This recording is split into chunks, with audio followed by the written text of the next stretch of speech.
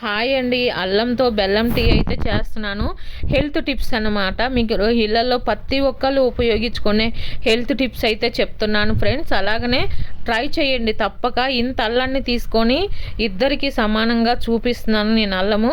అలాగనే బెల్లం కూడా ఇద్దరికి ఒక 2 గ్లాసులు అల్లం టీకి సరిపడినంత బెల్లాన్ని చూపిస్తున్నాను. దీన్ని తురుముకొని రాత్రి నీళ్ళల్లో 2 గ్లాసుల నీళ్ళల్లో నానేసుకున్నాను నేను.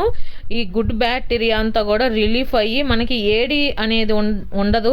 కానీ ఇది తెరలు పెట్టుకొని మీరు తాగిన వల్ల, బెల్లం వేసుకొని తాగిన వల్ల ఎంత మంచి రిజల్ట్ అంటే మీరే అసలు మీకు తెలియనంత మంచి రిజల్ట్. గ్యాస్ నుంచి ఫుల్ రిలీఫ్, బ్యాడ్ స్మెల్ వస్తుంది అనమాట. టాయిలెట్కి వెళ్ళినప్పుడు చాలామందికి ఆ బ్యాడ్ స్మెల్ అంతా కూడా కడుపులో పేగులు ఫుల్గా క్లీన్ చేసేసిద్ది అనమాట.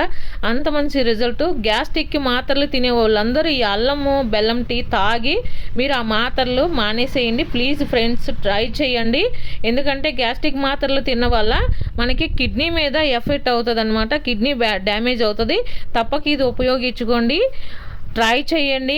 ఇళ్ళల్లో ప్రతి ఒక్క ఇంట్లో ట్రై చేయండి. 1 ఇయర్ బేబీ నుంచి వయసు అయిన వాళ్ళ వరకు తాగొచ్చు. దీని నుంచి గుడ్ రిజల్టే కానీ బ్యాడ్ రిజల్ట్ అనేది ఏది లేదు. సో ట్రై చేయండి, తప్పక ట్రై చేయండి. Thank you friends. ఇప్పుడు మనము మునగాకుతోటి రసం అయితే చేసుకోబోతున్నాము. కారం, దీనికి మిరగాయలు 4, ఈ సైజు టమాటాలు 4, మునగాకు రసం చేస్తున్నాను. ఒక 1/2 స్పూన్ వచ్చేసి మిరియాల పొడి, 1/2 స్పూన్ వచ్చేసి జీలకర్ర, అలాగనే 1/2 కప్ వచ్చేసి కందిపప్పు, ఒక 10 లోపులో వెల్లుల్లిపాయలు, మునగాకు వచ్చేసి 2 కప్పులు అయితే తీసుకున్నాను కడిగి శుభ్రంగా. వీటన్నిటిని కూడా కుక్కర్లో వేసుకొని ఉడకబెట్టుకుందాం. పసుపు 1 స్పూను, ఉప్పు 1 స్పూను. అయితే మనం దీన్ని బాగా మెత్తగా అయితే మద్దం చేసుకుందాం. తాలింపు వేసుకుందాం. ఇప్పుడు కొంచెం ఆయిల్ తగినంత, ఆవాలు కొంచెం,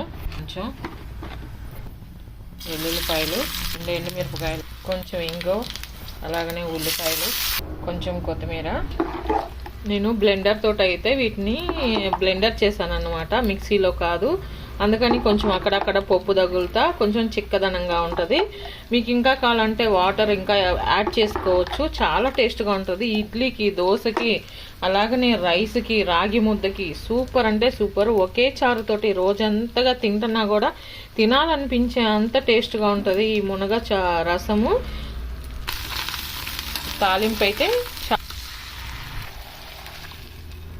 10 నిమిషాలు బాగా తెరలు పెట్ట. ఉప్పు కారం అయితే నేను మళ్ళీ యాడ్ చేయలేదు. ఆ వేసిన ఉప్పే సరిపోయింది. కారం కూడా పచ్చిమిరకాయలు, మిరియాల పొడి కరెక్ట్గా సరిపోయింది. మీరు కావాలంటే ఇంకా కొంచెం యాడ్ చేసుకోవచ్చు. నేను చెప్పేది మీడియము లిమిట్ అనమాట. అలాగనే బాగా తెరిలినాక మనం కల్లు